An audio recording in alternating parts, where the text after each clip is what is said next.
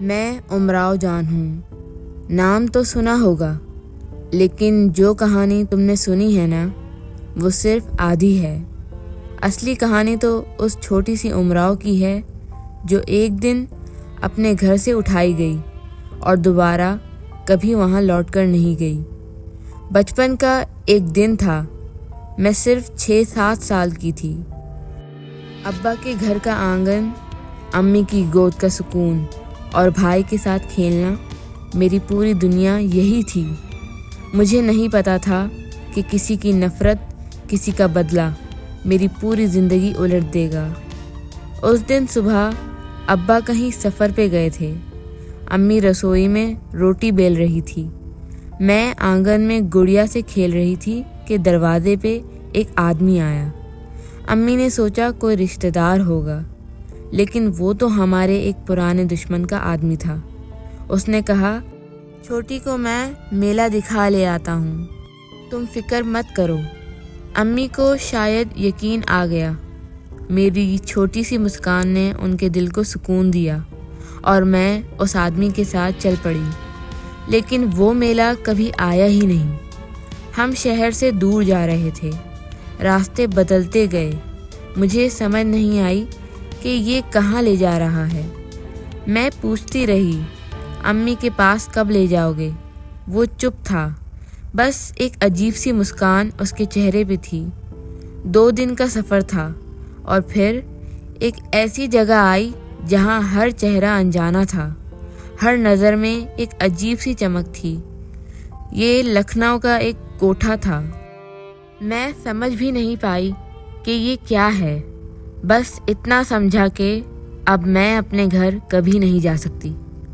اس رات میں ایک کونے میں بیٹھی روتی رہی، سوچتی رہی کہ امی مجھے ڈھونڈ رہی ہوں گی، ابا واپس آ کے مجھے گلے لگائیں گے، لیکن وقت بے دل ہوتا ہے، کوئی مجھے لینے نہیں آیا۔ اور یہاں سے شروع ہوئی میری زندگی، ایک ایسی دنیا میں جہاں دل کے جذبات کی کوئی قیمت نہیں ہوتی، صرف چہرے اور آوازوں کی ہوتی ہے۔ اس رات کے بعد میری زندگی نے جو موڑ لیا، اس نے مجھے ہمیشہ کے لیے بدل دیا۔ میں ایک چھوٹی سی معصوم سی لڑکی جو کبھی کھڑکی کے باہر کھیلتے ہوئے بچوں کو دیکھ کر ہنس دیتی تھی، اب ایک کمرے میں بند تھی جہاں سے صرف ایک ہی راستہ نکلتا تھا، اور وہ راستہ کبھی اپنے گھر کو نہیں جاتا تھا۔ وہاں کی ایک بڑی عورت تھی، سب اسے خانم کہتے تھے۔ ان کی آنکھوں میں ایک ایسا ٹھنڈا سا سکون تھا جیسے انہوں نے دنیا کے سب رنگ دیکھ لیے ہوں، لیکن دل میں کہیں ایک پتھر رکھ لیا ہو۔ خانم نے مجھے دیکھا، مسکرائی اور کہا، بیٹی، یہاں رونا منع ہے، یہاں ہنسنا سیکھو، ورنہ تم جی نہیں پاؤ گی۔ مجھے سمجھ نہیں آئی کہ ہنسنے کا کیا مطلب ہے جب دل رو رہا ہو۔ خانم نے مجھے نئے کپڑے دیے، میرے کپڑے جو امی نے اپنے ہاتھوں سے سیلے تھے انہوں نے لے لیے، میرے بالوں میں تیل لگایا، جھمکے پہنائے اور ایک آئینے کے سامنے کھڑا کر دیا۔ میں خود کو دیکھ کر پہچان نہیں پائی۔ وہ امراؤ جو آنگن میں مٹی میں کھیلتی تھی کہیں کھو گئی تھی۔ دن گزرتے گئے، مجھے پڑھائی لکھائی سکھائی گئی، اردو، فارسی، شاعری اور ساتھ ہی ادائیں، مسکان، چلنے کا طریقہ، وہ سب کچھ ایک طوائف کی پہچان ہوتا ہے۔ میں معصوم تھی، لیکن میری معصومیت پہ دن بدن ایک نیا رنگ چڑھ رہا تھا، جیسے کوئی سفید کپڑا رنگوں میں ڈبو کر آہستہ آہستہ بدل دیتا ہے۔ کبھی کبھی رات میں جب سب سو جاتے، میں چھپ کر رو لیتی، امی کی تصویر دل میں بناتی، بھائی کی ہنسی یاد کرتی اور سوچتی کیا وہ لوگ مجھے یاد کرتے ہوں گے، یا پھر انہوں نے مان لیا ہوگا کہ میں اب کبھی واپس نہیں آنے والی۔ ایسے ہی ایک دن خانم کے کوٹھے میں ایک محفل لگی اور مجھے پہلی بار لوگوں کے سامنے غزل گانے کا حکم ملا۔ میرے ہاتھ کانپ رہے تھے، آواز میں ڈر تھا، لیکن جب میں نے پہلا شعر کہا سب کی نظر مجھ پر ٹک گئی۔ اس دن سمجھ آیا کہ یہاں تمہاری خوبصورتی اور ہنر ہی تمہارا جینا مرنا ہے، دل کی بات کوئی نہیں پوچھتا۔ لیکن اس محفل میں ایک شخص ایسا بھی تھا جو مجھے الگ نظر سے دیکھ رہا تھا، جیسے وہ میری آواز کے اندر چھپی کہانی سمجھ گیا ہو۔ وہی شخص میری زندگی کا پہلا موڑ بن گیا۔ اس محفل کے بعد وہ شخص میرے ذہن سے جا نہیں رہا تھا۔ اس کی آنکھوں میں ایک عجیب سا سکون تھا، نہ وہ ہوس تھی جو باقی لوگوں کی نگاہوں میں ہوتی تھی، نہ وہ شکار کرنے والی نظر، جیسے وہ مجھے دیکھ کر کچھ کہنا چاہتا ہو لیکن کہہ نہیں رہا۔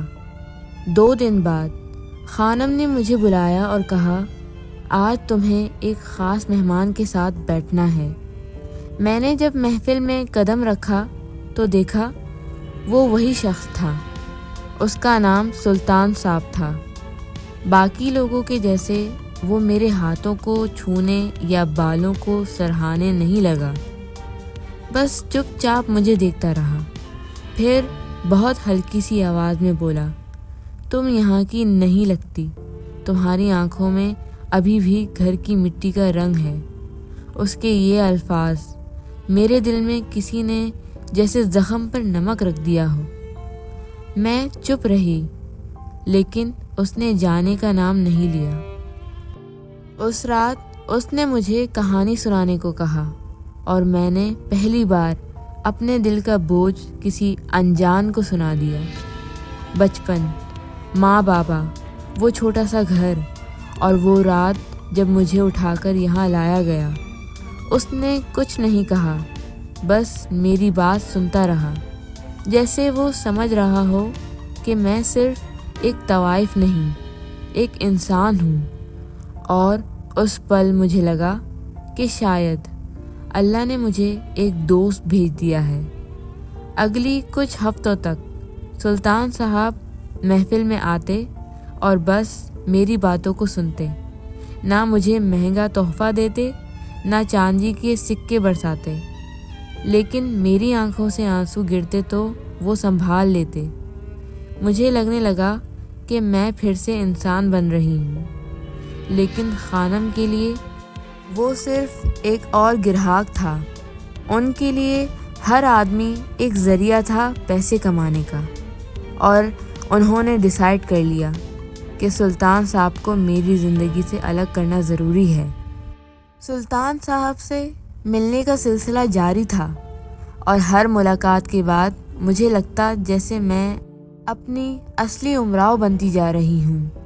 وہ مجھے طوائف کے لباس میں نہیں دیکھتا تھا، وہ مجھے ایک چھوٹی سی لڑکی کی طرح دیکھتا تھا جو اپنے گھر کے آنگن میں کھیلتی تھی۔ لیکن خانم، ان کی سوچ الگ تھی۔ ایک رات محفل کے بعد انہوں نے مجھے بلایا۔ ان کا چہرہ سخت تھا، آنکھوں میں وہ تیز چمک جو صرف تب آتی تھی جب وہ کسی پلان میں ہوتی تھی۔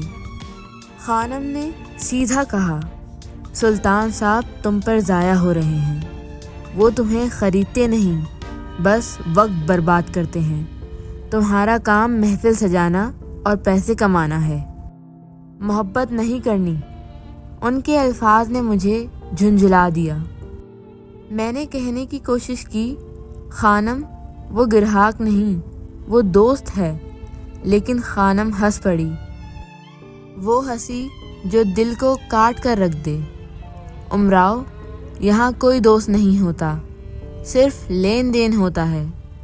اس رات خانم نے ایک ایسا قدم اٹھایا جو میری اور سلطان صاحب کی دنیا الگ کرنے کے لیے کافی تھا۔ انہوں نے سلطان صاحب کو میرے بارے میں وہ باتیں کہہ دی جو سچ نہیں تھی۔ کہہ دیا کہ میں ان کا مذاق بناتی ہوں، ان کا پیسہ چاہنے والی ہوں، اور سلطان صاحب، وہ انسان جو مجھے سمجھتا تھا، وہ خاموشی سے مجھے چھوڑ کر چلا گیا۔